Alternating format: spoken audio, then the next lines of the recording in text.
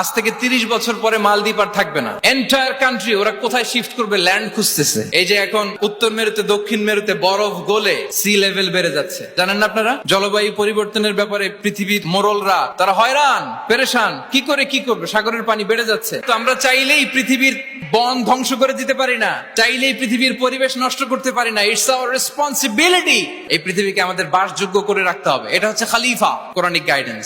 আরব বিশ্বে তারা একটা কথা বলে যে আমরা হচ্ছে নাহনু উম্মাতু ইকরা, আমরা এমন জাতি যে জাতির প্রথম কথাই ছিল কি? ইকরা, পড়ো, রিসার্চ করো, গবেষণা করো। আমাদের ক্লাসিক স্কলাররা তারা এটা করতেন।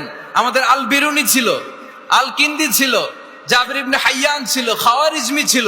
তারা গোটা বিশ্বকে চ্যালেঞ্জ করেছেন, তারা দেখিয়ে গিয়েছেন। এখন এটা এই নলেজ ট্রান্সফার করে ওয়েস্টের কাছে এসেছে, খুব ভালো, আবার আমাদের কাছে যাবে, আমরা শেয়ার করবো এটা। তো এই কোরআন নলেজ সিকিং এর ব্যাপারে, রিসার্চের ব্যাপারে, ইনোভেশনের ব্যাপারে আমাদেরকে উৎসাহিত করেছে। কোরআন মানুষকে মানুষ হিসেবে কনসিডার করতে বলে।